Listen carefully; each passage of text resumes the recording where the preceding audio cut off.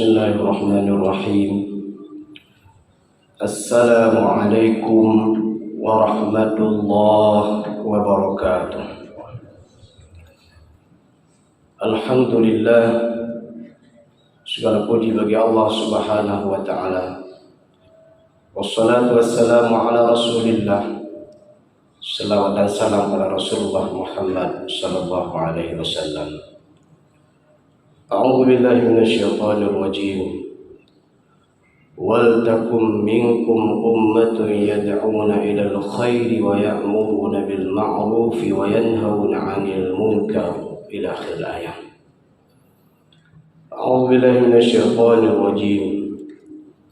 Ya ayyuhalladzina amanu qu anfusakum wa ahlikum nara ila akhir ayat. A'udzu billahi minasyaitonir rajim. واتقوا فتنة لا تصيبن الذين ظلموا منكم خاصة واعلموا أن الله شديد العقاب.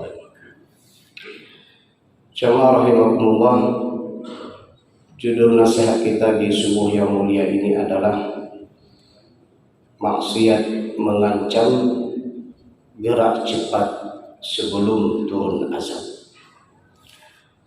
Jamaah rahimakumullah, ada 3 poin penting dari judul yang kita bacakan tadi. Yang pertama adalah maksiat mengancam. Khusus spesial untuk Petanduk Semawe, kita mencoba melihat kilas balik kondisi maksiat yang hadir di Lok Semawe. Mulai dari kumpul kebo, pernah ditemukan beberapa tahun yang silam sekelompok anak-anak muda, anak-anak remaja. Pesta pora maksiat juga pernah terjadi di kota Lok Semawe ini. Kemudian pelecehan seksual juga pernah terjadi di Lok Semawe ini. Dan baru-baru ini kita juga dikejutkan dengan hadirnya sekelompok anak remaja. Mereka bersenjata tajam, berbagai macam bentuk senjatanya yang itu mengancam nyawa orang, dan itu masuk kepada ranah pembunuhan walaupun pelakunya anak-anak.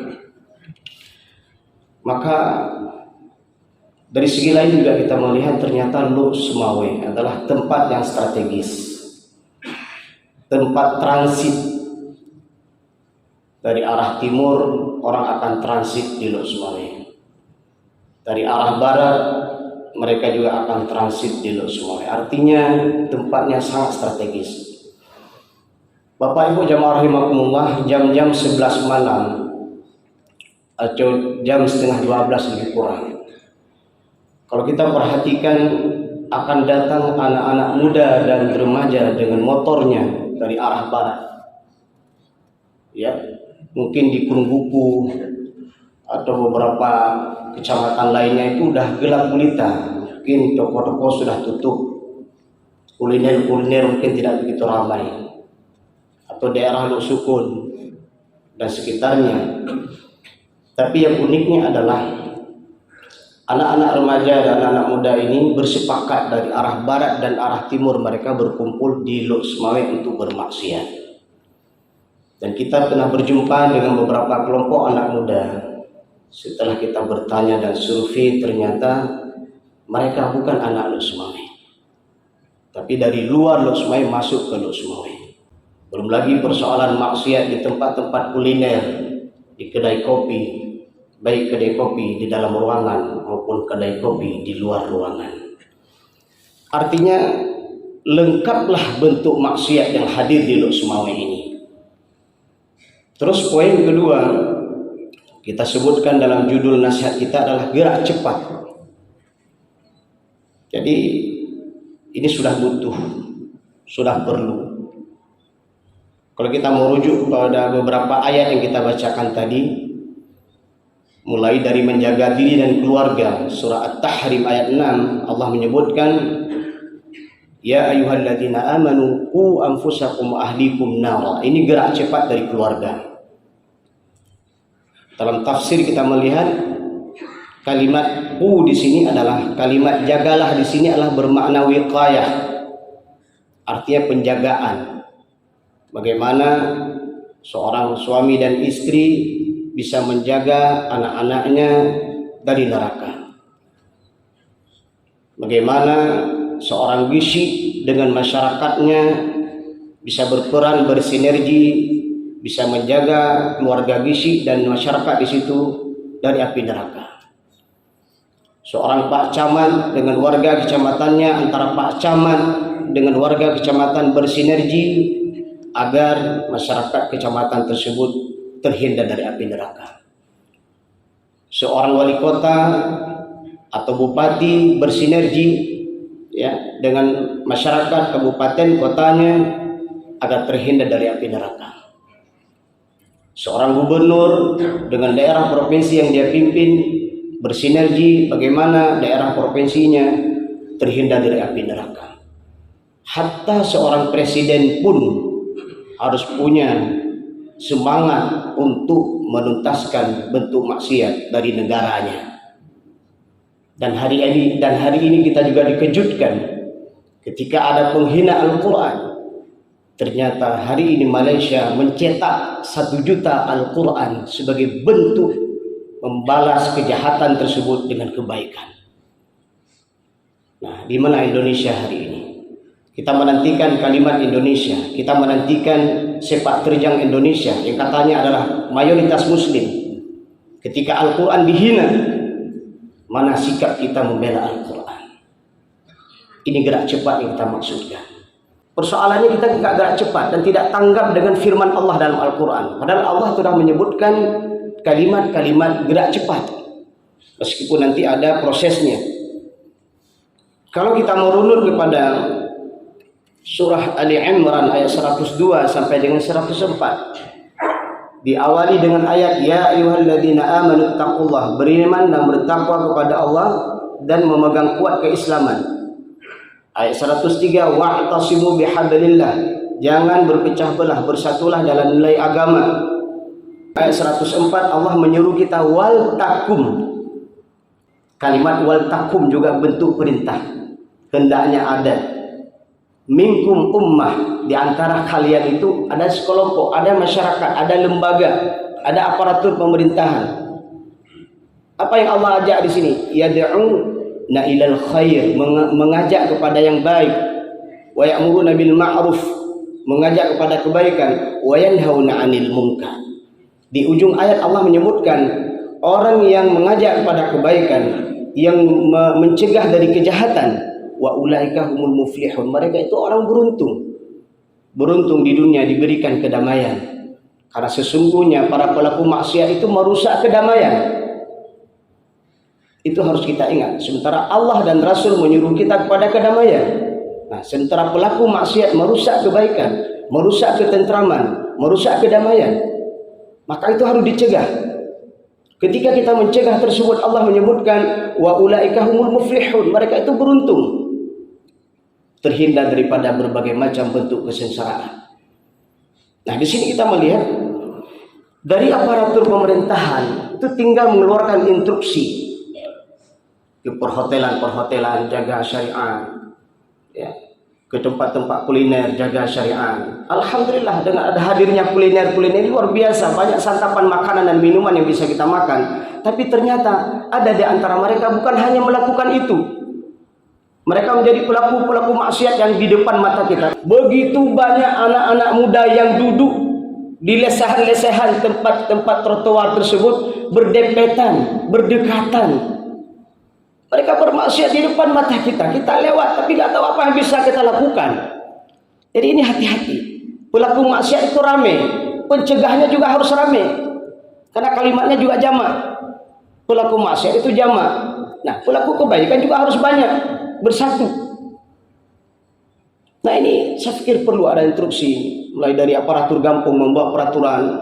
Ya, oh ternyata di kampung saya sudah begini besar maksiatnya. Udah bisik turun tangan, kumpul aparatur kampungnya, udah pegatnya.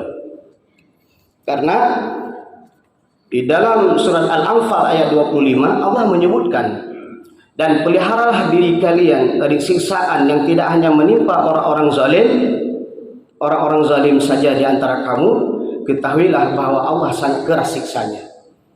Ketika Allah turunkan azab kepada ahli-ahli maksiat tersebut, sementara di sekitarnya ada masjid, ada majelis ta'lim, ada ustaz, ada kiai, ada tengku yang senantiasa mengajak orang berbuat baik, ada masyarakat yang senantiasa mendengar ceramah dari seorang ustaz, mengajak juga berbuat baik, tapi sementara membiarkan maksiat di sampingnya.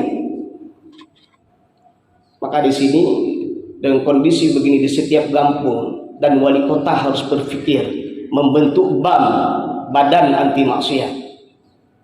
Nah, ini penting karena sudah mendesak kondisinya. Apalagi hari ini alhamdulillah ada jamaah GPS, ada jamaah SMS. Nah, kita masih dalam bentuk statement menentang, masih dalam bentuk statement menyeru. Nah, kita perlu gerak cepat ke lapangan. Fajirja ada itu anak muda berkumpul-kumpul kan jid aja tak pegah, tapi ingat urung mekat dan ingat urung yang mubloyan. Tajud. Nah, ini tentunya ada hal yang harus kita lakukan, ada peraturan yang harus kita buat. Ya. Kemudian dalam masyarakat belum lagi persoalan pencuri dan kampung. Pencuri dan kampung orangnya murah raya. Lebih tenang pencuri ke masyarakat orangnya. Hari ini dia mencuri, ditangkap, besok dilepaskan lagi, ikem dalam beraya. Ditangkap lagi 1 bulan, dilepaskan lagi, mencuri lagi. Maka kita menghimbau, mengajak, kembalilah kepada hukum Allah. Kembalilah kepada hukum Allah. Hukum manusia itu mandul, hukum manusia itu lemah. Kembalilah kepada hukum Allah dan Rasulnya, tegakkan, maka maksiat itu akan hancur. Sedih kita hari ini melihat hukum Allah ada tapi kita abaikan. Kita tegakkan hukum manusia, maka maksiat tidak pernah selesai di bumi ini. Walaupun kita tahu maksiat itu akan terus ada sampai akhir zaman, turun Dajjal nantinya. Ya, mudah-mudahan kita tidak menjadi pengikut Dajjal. Apakah Dajjal yang klasik atau Dajjal yang modern? Nah, ini bagaimana masyarakat bisa bersinergi? Kenapa tidak ada peraturan dalam kampung? Yang mencuri maka dia begini. Kalau kedapatan mencuri lagi maka begini. Diusir dari kampung, cari kampung lain. Jangan kasih KTP. Sepakat dengan dari Capil. Buat peraturan supaya jerak. Ini meresahkan. Nah, harus ada lembaga-lembaga anti maksiat. Lembaga-lembaga yang akan turun. Nah, ini tentunya yang legal, jangan ilegal. Ini penting. Mereka membela nilai-nilai keislaman, mereka membela nilai-nilai keimanan. Di saat Islam itu dihina, di saat iman dicaci maki, di saat Islam itu dihina, Al-Quran diinjak-injak. Mana orang-orang pembela Al-Quran? Perlu ada lembaga. Di kampus, rektor dan dosen silakan membentuk tim-tim anti maksiat. Tidak sedikit ayam-ayam kampus hari ini hadir ke tengah-tengah masyarakat. Mereka seperti zahirnya mau kuliah, tapi bukan kuliah. Ya, ada kerja-kerja jahat di belakangnya. Maka kampus buat suasana anti maksiat. Di sekolah, kepala sekolah bersama guru juga bisa membentuk tim anti maksiat. Kemudian di masjid, yang hari ini kita setiap hari mendengar ceramah dan nasihat. Alhamdulillah, bagus, luar biasa. Sekarang perlu kita fikirkan bentuk sebuah tim anti maksiat. Minimal maksiat di sekitar masjid dulu. Ini ada temubul ini, temubul dia dah ibu home. Azan aja wan dia azan tu oleh ku azan home mana punya. Putra azan wayan. Nah, ini di sekitar kita. Jemaah rahimakumullah, ketahuilah ketika sebuah kejahatan terorganisir akan mengalahkan kebaikan yang tidak terorganisir. Semoga bermanfaat. Subhanakallahumma bihamdik asyhadu an la ilaha illa anta astaghfiruka wa atubu ilaika. Assalamualaikum warahmatullahi wabarakatuh.